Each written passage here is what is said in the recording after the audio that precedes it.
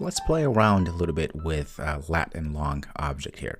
Let's see if I can create a new lat long. So lat long like this. All right, I'm going to call this binga.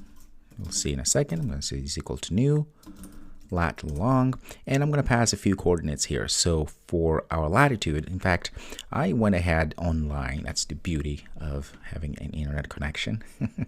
I said Montanha Binga. That's in Mozambique. Okay, that's the highest mountain in Mozambique. Doesn't have that much elevation really. And let's go ahead and click on a map like that. Very good. So there it is, looking really nice. And what I'm going to do, actually, you notice that at the top here, we have at -19 and then comma 33 and all that number. So that is going to be our lat and longitude. Okay, so I'm going to go ahead and copy, even with the minus, copy all of that. And the other way too, if you can't see this, if it's too much, you can also click on the marker there, right click and click what's here, click there, and you can see it gives us the same number. So maybe this is better, doesn't matter which way, but you can do that either way, it works. Let's go back to here, just paste it all in there and put our semicolon there. And now I'm going to pass binga, copy this, put inside of our position marker there, and also right there. See, I'm going to marker in binga. Save this and give it a run. We should be able to see. Oops, looks like it's thinking. Let's go ahead and just make it run right away. At this point, it should take us to Africa. Look at that. It is indeed there. Now, one thing you can do to zoom in at this point, I'm going to show you later how to zoom in code. But at this point, to zoom this in, you say command and start pinch and do like this. Right, there we go.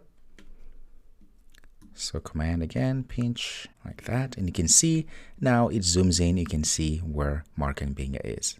Right, you click that, and you can see there it is. So as you can see, this is pretty fun. You can go ahead and find different longitudes and latitudes and plug them in an object. That'll be lat long object, and then pass it on here. You can see the map is smart enough. It goes and finds the correct place on Google Maps and shows you exactly where that is. Very cool. Now let's go and look at ways in which we can actually zoom in closer in code. So this camera update factory, right? It's a class that has a lot of different methods, one of which is the new lat and long, which we've been using by adding the lat and long object, and then it does all the work for us. So what we can also do here, I can actually just say dot new. Look at this. There's no new camera position. There's new lat long bounds, and the one we want is the new lat long zoom. The cool thing about this is that the new lat long zoom takes in, of course, the lat long object, but also takes a float, which is the in number. So let's hit enter here, and I'm going to pass binga at this point like that, like as we have. Let me get rid of that. And then the next thing here, I'm going to say 18. So 18 is the highest that you can have. Let's finish up with this one there. Okay, so 18 is really zoomed in, so it goes through 1 to 20. So I guess 20 would be all the way to zoomed in, but let's start with 18 and see how this works. So I'm going to go ahead and refresh, and voila, you can see it's really zoomed in. Let's change that to perhaps 8. All right, it's much better now, right? Because we can actually see where things are. We can see the surrounding places. Very, very handy. In fact, if I want, I can pass Sydney again just to see.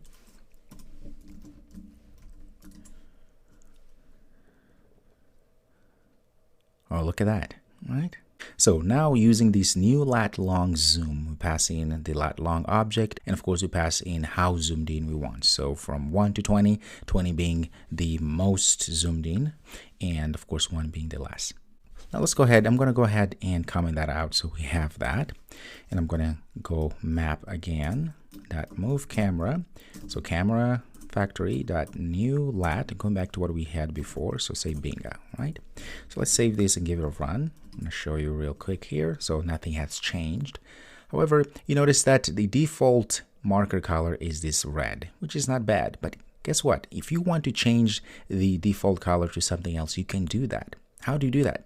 Well, you notice inside of the add marker, we pass in this new marker object here, this marker options object, and we can keep going further, right? Say dot. Look at that. You can say icon.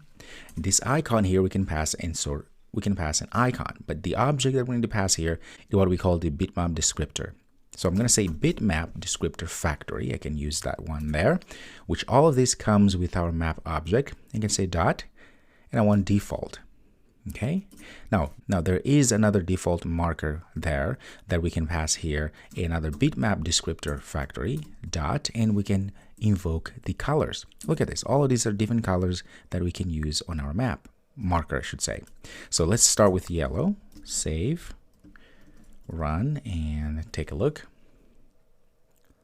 And you can see now we have that yellow color marker, right? So you can see I can change this to perhaps azure, so kind of blue.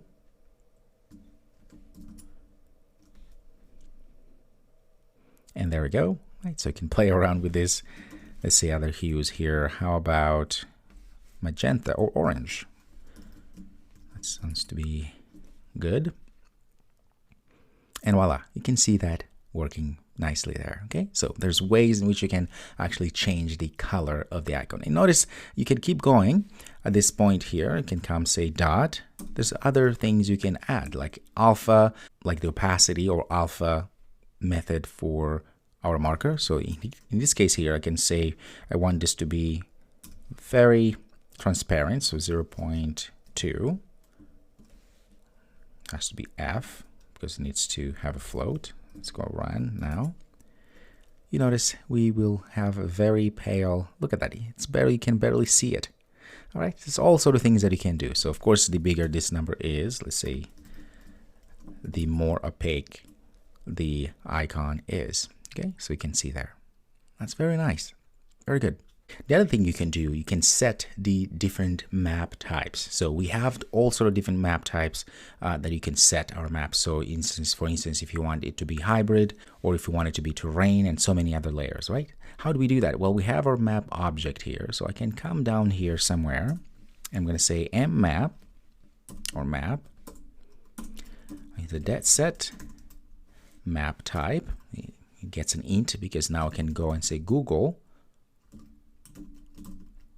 map type. It can be hybrid. Let's save this and see what's going to happen. Look at that. That is our map type. It's hybrid. I can come down and change to perhaps, let's see what else we have. None. Let's say normal. I think normal is what we have been seeing. Right, that's exactly what we've been seeing. Let's see what else you want to look at here. Let's look at satellite.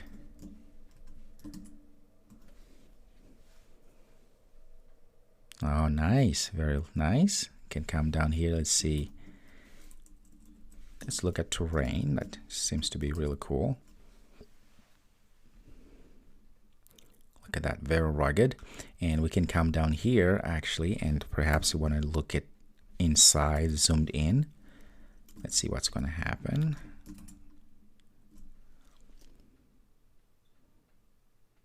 Sydney. Let's change to Binga and zoom in about 13.